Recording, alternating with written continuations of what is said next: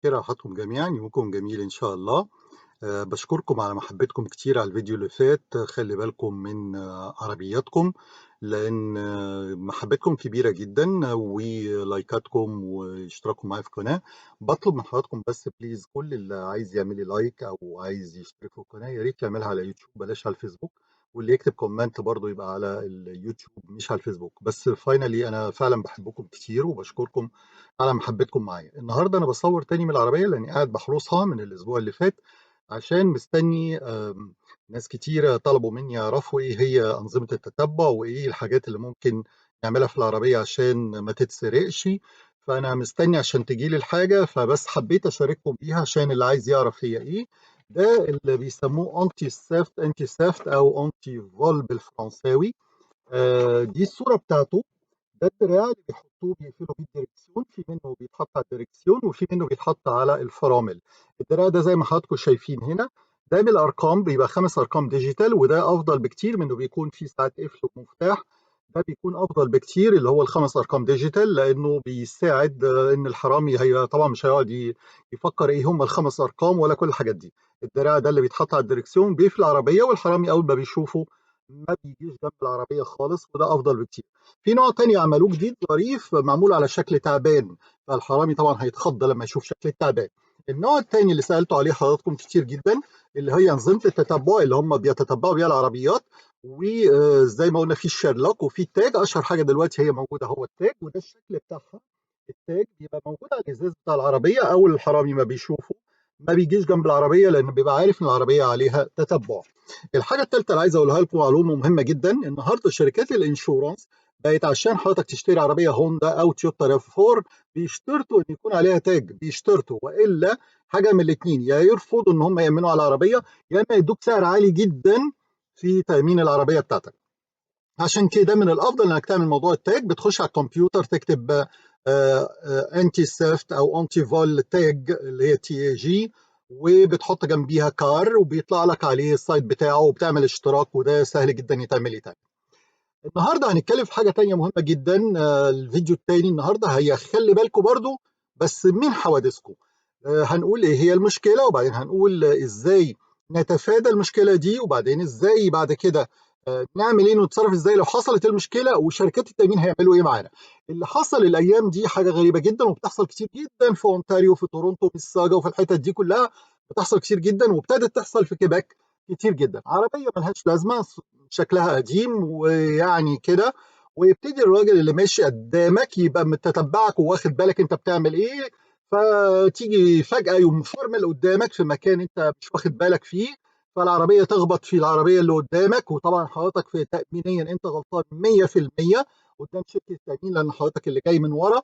وينزل يزعق ويهلل وانت بوظت له العربية وانت مش عارف ايه. هات فلوس، هات فلوس، ويطلب منك فلوس. وطبعا ممكن انت تحت تاثير الصدمه تقول له اوكي وتدي له فلوس، او ممكن فاينل في النهايه ممكن حتى لو قلت له التامين ياخد التامين بتاعك ويبلغ ويطلع العربيه بتاعته توتال لوس وياخد منها فلوس وهي العربيه كلها ما تسواش حاجه.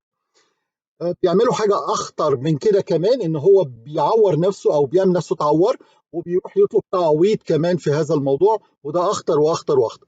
اللي حصل في الايام اللي فاتت عندي نماذج حصلت زي كده: 2 شابين صغيرين 19 سنه وماشيين بالعربيه وهم مش واخدين بالهم، فجاه العربيه دي راحت طالعه قدامه، راح هو خبطها ونزل الراجل زعق زعق زعق. فكانت النتيجه قال له انا عايز $5000 عشان اصلح العربيه. الشاب ده لان هو ما يعرفش الموضوع كويس ومش عارف ايه الاخبار، راح قالوا له احنا معناش غير ثلاثه، وراحوا البنك ودفعوا له الاثنين $3000. متخيلين $3000 على حادثه ممكن تصلح يمكن ب 300 400 $500 بالكتير. وعربيته كمان اتصلحت واتبلغ بيها التامين، وبقت قصه جامده جدا يعني من كل النواحي. خراب حادثه اتسجلت على حسابه على التامين، وفي نفس الوقت دفعوا $3000 للراجل. خلي بالكم من الموضوع ده، ده اللي بيحصل دلوقتي كتير جدا. وعندي حاجات تانية كتير حصلت برضو. واحده ست ماشيه وفي المفروض تدخل شمال فقريه، وبعد ما طلعت القريه العربيه الثانيه راحت طالعه عشان تخبطها، وفي الاخر هتطلع المسؤوليه 50-50. وقصه طويله قوي في الموضوع ده. خلي بالكم منه لان ده اللي بيحصل دلوقتي. وزي ما قلت لكم المره اللي فاتت، مع الحاله الاقتصاديه اللي موجوده في كندا المواضيع ابتدت تسوء، يعني بقت من سيء لاسوء جدا في موضوع العربيات. ابتدت بالسرقه، وادي موضوع الحوادث، بيقدروا بيشوفوا يطلعوا منين فلوس باي طريقه. طيب دي المشكله اللي بتحصل، ازاي نتجنبها؟ لو سمحت حضرتك ما تحاولش وانت سايق تلزق في عربيه، يعني ما تمشيش وتبقى لازق فيه هو، حتى لو هو هدى، حتى لو هو حاول يستفزك بان هو ماشي بالراحه في مكان ممكن يمشي فيه مثلا على 60 وهو ماشي على 40 ولا 30، ما تخلوش يستفزك، ما تخلوش تقرب منه، لان هو مستني اللحظه اللي انت تقرب منه فيها عشان يفرمل عشان انت تخبط فيه. فخلي بالك لو سمحتوا من الموضوع ده، حاولوا تمسكوا اعصابكم شويه.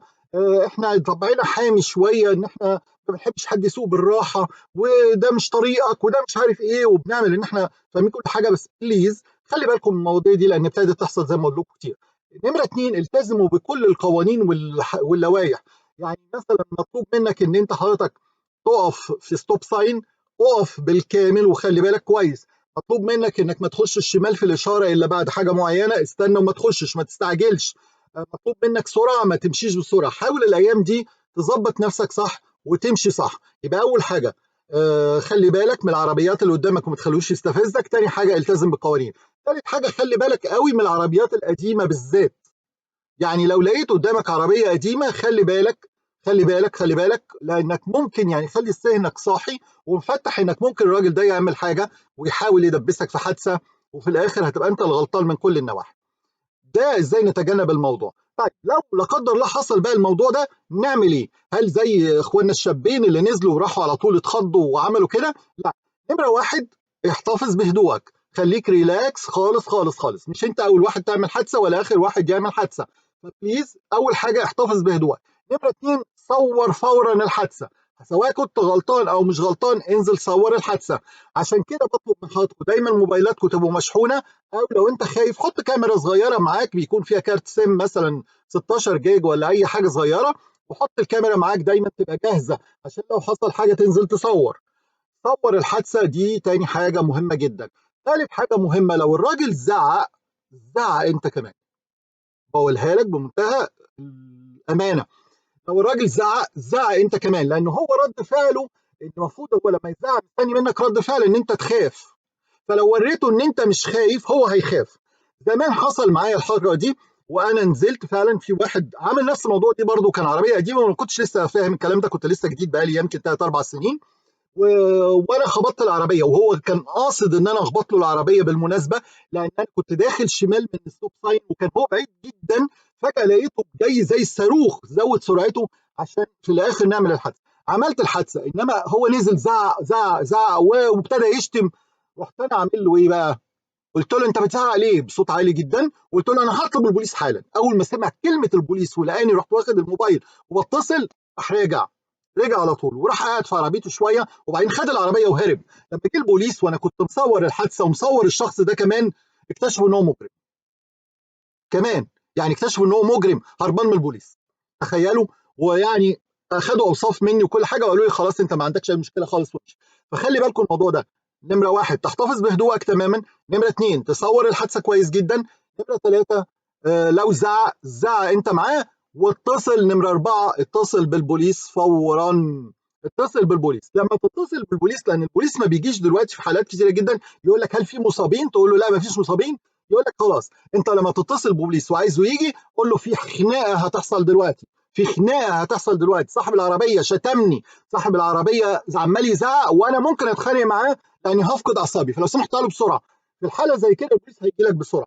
لما هيجي البوليس وهيعمل الريبورت بتاعك وتاخد الكارت بتاعك انت ضمنت حقك ومش هتدي له اي حاجه خالص. يبقى نرجع نكرر تاني، احتفظ بهدوءك، صور كويس جدا من كل النواحي من كل حاجه، صور اللوحه بتاعته، صور العربيه، صور الحادثه، صور كل حاجه ممكن تصوره هو شخصيا من غير ما ياخد باله. اعمل كل حاجه صح. نمره ثلاثه، زعق معاه لو هو زعق. اربعه، اتصل بالبوليس وخلص الموضوع. خامس حاجه، هنبلغ شركه التامين. سواء كنت هتصلح عربيتك مش هتصلح عربيتك، لازم نعمل نوت في الموضوع ده عشان ما يحصلش اي حاجه ضد في هذا الموضوع. لازم نبلغ شركه تامين ونقول لهم ايه اللي حصل، بس انا مش هصلح.